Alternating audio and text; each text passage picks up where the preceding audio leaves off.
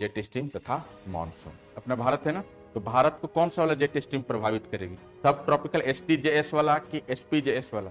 यही वाला इंडिया की तरफ से जा रहा है ना, सट के जा रहा है इंडिया से, कि इंडिया की मुंडी के ऊपर, मुंडी के ऊपर 6 से 12 किलोमीटर ऊपर। तो 2 जेट स्ट्रीम हमने पढ़ा। यहाँ देखो पहला क्या कौन सा पढ़ा, ये वाला है ना, क्या नाम था इसका, सब ट्रॉपिकल। दूसरा वाला कौन सा था, कभी कभी दोनों मिल भी जाता है। उस साल जेट स्ट्रीम बहुत पावरफुल होता है, ठंडी बहुत ज्यादा गिरती। हमको क्या समझना है, भारत के संदर्भ में देखो, जहाँ कहीं भी हवाएं ऊपर से नीचे आ रही हैं, यहाँ नीचे आ रही है ना, इसको हम बोलते हैं कन्वर्जेंस हो रहा है, हवाएं ऊपर से नीचे आ रही है। यहाँ पे लो प्रेशर बनेगा। कैसा प्रेशर बनेगा, लो प्रेशर बनेगा, हवाएं ऊपर से, ठीक है। जहां हवाएं नीचे से ऊपर जा रही, ये देखो डाइवर्जेंस बोलते हैं, क्या बोलते हैं, अपसरण। यहाँ क्या हो रहा है, कन्वर्जेंस, अभिसरण हो रहा है, यहाँ पे अपसरण। सेंट्रल एशिया में जो हम प्यार से बार बार बोलते हैं, उज्बेकिस्तान, तुर्कमेनिस्तान, कब्रिस्तान, ये सब सारा जो, अब देखो यहाँ क्या हो रहा है, हवा ऊपर से नीचे आ रही, लो प्रेशर बना, कन्वर्जेंस हो रहा है, ये चक्रवात जैसा बन गया यहाँ पे। अरे लो प्रेशर का क्या मतलब, सेंटर में लो प्रेशर, केंद्र में लो, बाहर में हाई, हवा हाई से चक्रवाती दशा बन गई। तो जहां जहां लो प्रेशर बनेगा वहां कैसा चीज क्या बनेगा, चक्रवाती दशा। जहां जहां डाइवर्जेंस हो रहा है, तिब्बत पठार है, तिब्बत पठार पे क्या हो रहा है, यहाँ डाइवर्जेंस हो रहा है। तो जहां डाइवर्जेंस होगा, ठीक है, क्या बनेगा, प्रति चक्रवात, माने हाई प्रेशर भी, प्रति चक्रवात। सेंटर में लो प्रेशर मतलब चक्रवात, सेंटर में हाई प्रेशर मतलब प्रति चक्रवात। ये दोनों में फर्क होता है।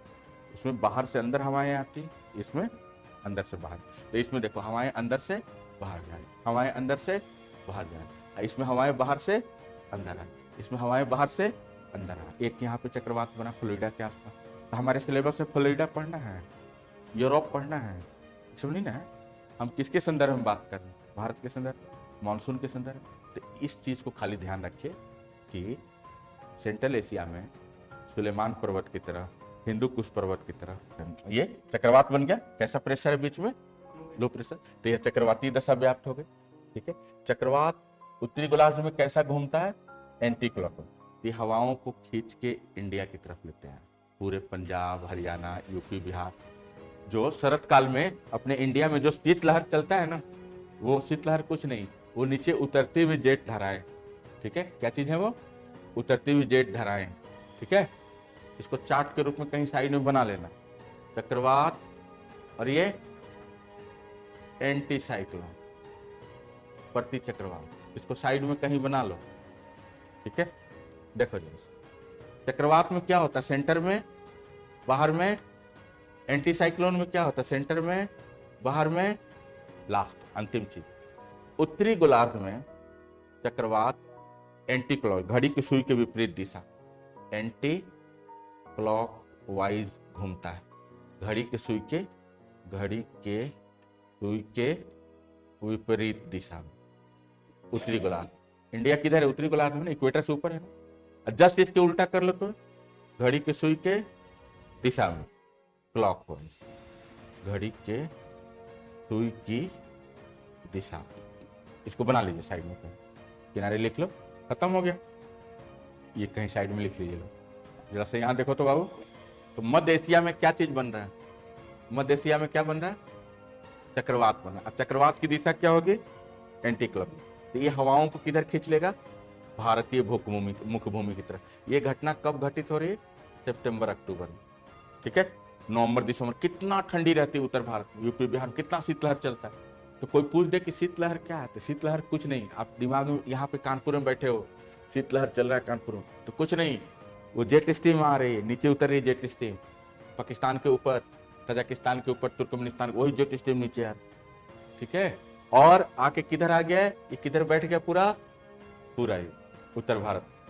तो देखो सितंबर अक्टूबर से लेके, इधर देखो, इधर सितंबर अक्टूबर से लेके तकरीबन मार्च अप्रैल तक रहा।